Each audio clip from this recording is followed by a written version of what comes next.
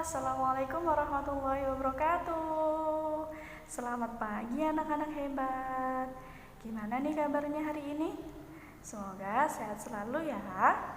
Nah, setelah kemarin kita melaksanakan PH, hari ini kita balik lagi ke pelajaran ya. Oke? Tapi sebelum mulai ke pelajaran, langkah baiknya seperti biasanya kita berdoa dulu yuk. Berdoa dimulai.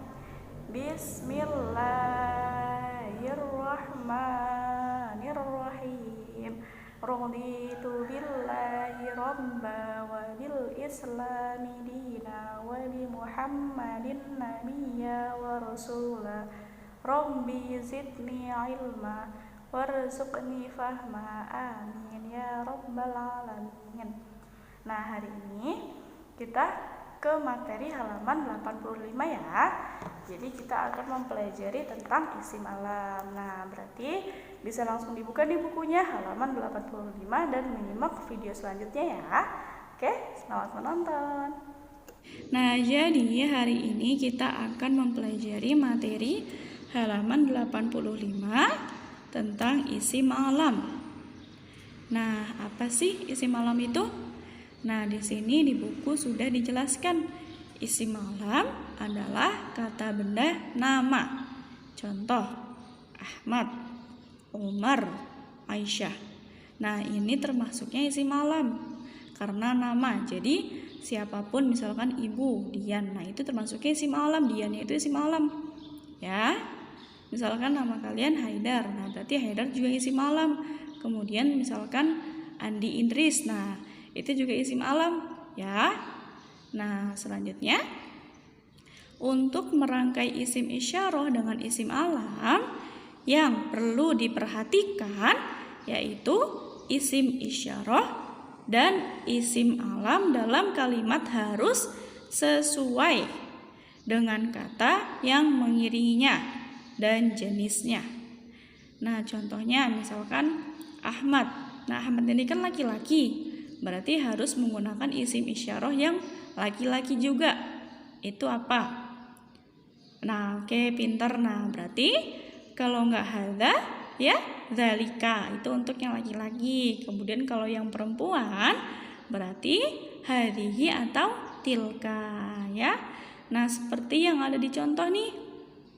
Contohnya, yang pertama, hadza Abdurrahman. Ini Abdurrahman. Nah, Abdurrahman ini laki-laki kan? Nah, hadza ini juga untuk laki-laki, berarti sudah sesuai ya, berarti sudah sesuai nih. Karena sama-sama laki-laki. Oke. Kemudian yang bawahnya hadhihi Radiyah. Ini Radiyah. Nah, ini juga udah pas. Kenapa? Karena Radiyah ini perempuan, ada tak marbutohnya. Kemudian hadhihinya juga untuk perempuan, isim isyarah untuk perempuan ya. Jadi udah pas. Kemudian yang bawahnya dzalika miftahur raziqin. Itu miftahur raziqin. Nah, miftahur raziqin ini isim alam. Isim alam namanya laki-laki. Miftahur rahman ini kan laki-laki. Nah, berarti dzalika. Nah, ini juga udah pas ya karena sama-sama laki-laki. Oke. Kemudian yang bawahnya tilka nur syamsiyah. Itu nur syamsiyah. Nah, di sini juga udah pas. Kenapa? Karena nur syamsiyah ini perempuan. Nah, ini juga tilka untuk perempuan. Jadi sudah pas. Jadi intinya isim alam itu adalah nama. Misalkan nama ibu Dian. Nah, berarti itu isim alam. Berarti bisa hadhihi Dian atau tilka Dian. Seperti itu. Oke. Nah, selanjutnya kita akan belajar tentang isim istifham aina. Kata tanya aina. Ya, jadi isim istifham itu adalah kata tanya. Oke, kata tanya adalah isim istifham. Ya. Nah, kali ini kita akan belajar salah satu isim istifham yaitu aina. Nah, aina ini artinya di mana, yang berfungsi untuk menanyakan tempat. Oke, jadi kita akan mempelajari tentang aina. Aina ini salah satu isim istifham atau kata tanya yang artinya di mana. Oke. Nah, selanjutnya untuk menjawabnya, menjawab aina bisa menggunakan keterangan tempat seperti amama di depan, waro'a di belakang, janiba di samping, maupun huruf jar seperti fi di dalam, kemudian ala di atas. Nah, namanya juga pertanyaannya di mana. Jadi jawabannya fleksibel ya. Jadi bisa di depan, bisa di belakang, bisa di samping, bisa di dalam, bisa di atas. Jadi tergantung konteksnya, tergantung apa yang ditanyakan. Oke, jadi contohnya misalkan kalian mau nanya nih, di manakah kamar mandi? Berarti ainal hammam. Nah, misalkan kamar mandinya itu di samping dapur. Berarti jawabannya al-hammamu janibal matbah. Di samping dapur. Oke. Nah, kemudian misalkan kalian mau nanya ke mamah atau ke ibu, misalkan nanya di mana bapak atau di mana ayah? Berarti aina abi. Nah, berarti jawabannya abi. Misalkan ayah kalian di dalam rumah. Berarti jawabannya abi fil baiti. Ya, jadi abi fil baiti. Nah, jadi pakainya yang ini, yang huruf jar ini ya, oke? Jadi tergantung konteksnya ya. Jadi misalkan satu lagi deh. Di manakah kebun? Berarti ainal hadiqah. Di manakah kebun? Nah, kebun ini di belakang rumah. Berarti al hadiqah waro'al baiti. Oke. Jadi tergantung konteksnya ya. Nah, selanjutnya di sini ada contoh penggunaan aina. Nah, aina ya yang tadi kita pelajari ya, yaitu isim istifham yang artinya di mana. Ya. Jadi contohnya yang pertama di sini, aina abuka? Di mana ayahmu? Jawabannya abi fil hujrati. Ayahku di dalam kamar. Nah, kenapa menggunakan fi? Karena keberadaan ayah itu di dalam kamar. Jadi menggunakannya fi, karena fi artinya di dalam. Ya, jadi tergantung keberadaan yang ditanyakan. Oke. Nah, selanjutnya ainal kitabu? Di mana buku? Jawabannya al-kitabu alal maktabi. Artinya buku ada di atas meja. Kenapa menggunakan ala? Karena keberadaan buku itu di atas meja. Jadi memakainya ala. Oke, karena ala artinya di atas ya. Jadi sekali lagi tergantung keberadaan yang ditanyakan. Oke. Nah, selanjutnya aina baituka? Di mana rumahmu? Jawabannya baiti amamat tukan. Artinya rumahku di depan toko. Kenapa menggunakan amama? Karena keberadaan rumah itu di depan toko. Ya. Nah, jadi sekali lagi tergantung apa yang ditanyakan. Tergantung keberadaan yang ditanyakan. Misalkan di sini kalian maunya rumah kalian itu di belakang warung, berarti memakainya baiti waro'at dukan. Oke. Misalkan maunya di samping, berarti baiti janibat dukan ya. Jadi tergantung keberadaan yang ditanyakannya. Oke. Selanjutnya kita akan belajar huruf jar. Ya, nah apa sih huruf jar itu? Nah, huruf jar itu huruf yang menyebabkan kata benda yang mengikutinya berharokat akhir kasroh. Nah, huruf jar ini banyak macamnya. Di antaranya ada min, ilah, an, ala, kemudian fi. Oke. Jadi kalau ada huruf itu berarti kalimat atau kata benda yang di belakangnya itu berharokat kasroh. Nah, contohnya nih ada di sini.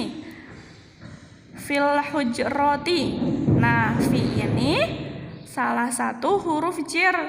Jadi al-hujroh ini berharokat kasroh karena mengikuti huruf jar ini. Oke, jadi huruf jar itu, jadi kalau ada kata benda yang di depannya ada huruf jar, berarti harus berharokat kasroh. Oke, nah kemudian ala. Ala ini juga termasuk huruf jar. Jadi harokatnya kasroh. Alal maktabi. Oke, di atas meja. Ya, jadi harus berharokat kasroh. Jadi semua kata benda yang di depannya ada huruf jar, berarti belakangnya harus kasroh. Oke. Nah, selanjutnya, jadi apabila ada kata benda yang didahului oleh huruf jar, maka kata benda tersebut akan berakhiran harokat kasroh. Nah, seperti yang tadi sudah Ibu jelaskan ya. Jadi, nah di sini ada contohnya lagi nih. Fil matbahi, artinya di dapur. Nah, berarti al-matbah ini harus berharokatan kasroh karena dia di depannya ada huruf jarnya. Oke. Nah, selanjutnya akhi fil hammami. Nah, kenapa mi? Karena ada huruf jarnya. Nah, ini kenapa akhi? Juga karena ada huruf jarnya. Jadi, setiap kata benda yang di depannya itu ada huruf jar, berarti belakangnya harus berharokat kasroh. Oke. Ya, jadi kayak gitu ya. Jadi huruf jar itu diantaranya ada min, kemudian ilah, kemudian an, kemudian ala, kemudian fi. Ya, jadi sekarang kita belajar yang fi-nya ini atau yang di dalam artinya.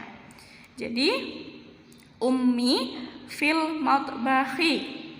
Ibuku di dapur. Nah, jadi al-matbah ini harus berharokatan kasroh karena di depannya ada huruf jar. Kemudian yang di bawahnya juga sama. Jadi al-hammam ini harus berharokat kasroh karena di depannya ada huruf jar. Oke? Nah, oke, alhamdulillah berarti barusan kita sudah mempelajari 3 materi ya. Yaitu yang pertama isim alam, kemudian yang kedua isim istifham, kemudian yang ketiga huruf jar. Oke, nah jadi tadi yang pertama isim alam itu apa? Oke, nama ya, kata benda nama. Jadi misalkan nama ibu Dian. Nah, Dian ini termasuknya isim alam karena nama. Kemudian Abidal juga isim alam. Kemudian Famel juga isim alam. Pokoknya semua nama itu termasuknya isim alam. Oke. Nah, misalkan terus misalkan kalian mau mengiringinya dengan isim isyarah. Nah, berarti isim alam dan isim isyarah ini harus sesuai. Jadi misalkan isim alamnya perempuan, kemudian berarti isim isyarah juga harus perempuan. Misalkan ibu nih, ibu Dian. Nah, ibu kan perempuan. Nah, berarti isim alamnya juga harus isim isyarahnya juga harus perempuan. Jadi hadihi atau tilka. Kemudian misalkan Ahmad. Nah, Ahmad ini kan laki-laki, berarti isim isyarahnya harus hada atau dzalika. Oke? Nah, kemudian yang kedua isim istifham. Nah, tadi isim istifham itu apa? Oke, kata tanya ya. Nah, tadi isim istifham yang tadi kita bahas itu aina, yaitu di mana. Nah, karena di mana, jadi jawabannya itu bisa menggunakan amama di depan, waro'a di belakang, janiba di samping, kemudian yang keempat fi atau di dalam, kemudian yang kelima ala atau di atas ya. Jadi karena di mana jadi fleksibel ya. Jadi tergantung keberadaan yang ditanyakan. Oke. Nah, selanjutnya yang ketiga yaitu huruf jar. Nah, huruf jar ini adalah di mana kalau misalkan ada huruf jar itu berarti kata selanjutnya itu berharokat kasroh ya. Jadi misalkan fil madrasati.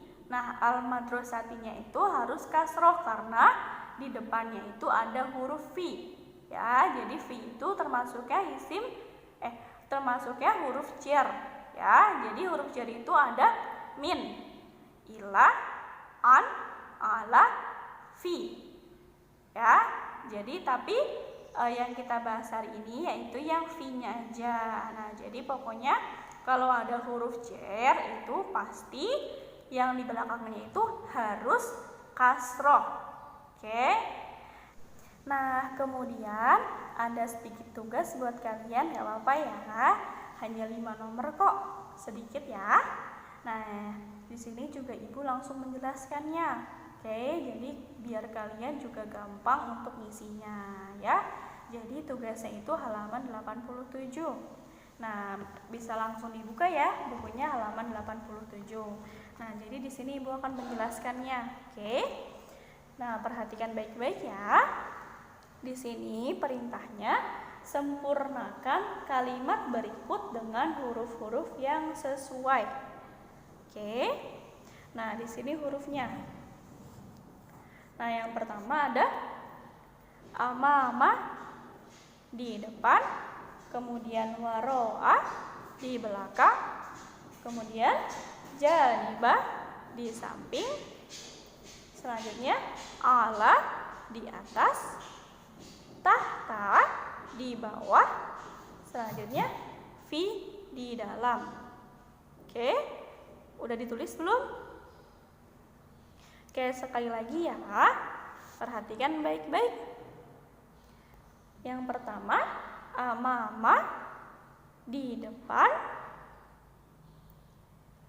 selanjutnya waro'a di belakang, selanjutnya janibah di samping, selanjutnya ala di atas, tahta di bawah, fi di dalam. Oke. Nah, di sini jadi kalian harus memilih antara yang dari amama sampai fi untuk menyempurnakan soal nomor 1 sampai nomor 5. Ya. Jadi nomor 1 yajlisu abi titik-titik al-kursiyi. Artinya ayahku duduk titik-titik kursi. Nomor 1 ayahku duduk titik-titik kursi. Oke. Nomor 2 yanamu akhi titik-titik ghurfatin naum. Artinya saudara laki-lakiku tidur titik-titik kamar tidur. Sudah? Yanamu akhi titik-titik ghurfatin naum. Artinya saudara laki-lakiku tidur titik-titik ghurfatin naum. Nomor 3 al-mudarrisu titik-titik at-talamidhi. Artinya guru titik-titik para murid. guru titik-titik para murid. Oke, nomor 4, al-kitabu titik-titik al-maktabi. Artinya buku titik-titik meja. Buku titik-titik meja. Oke. Selanjutnya al-hadiqah titik-titik al-baiti. Artinya kebun titik-titik al-baiti.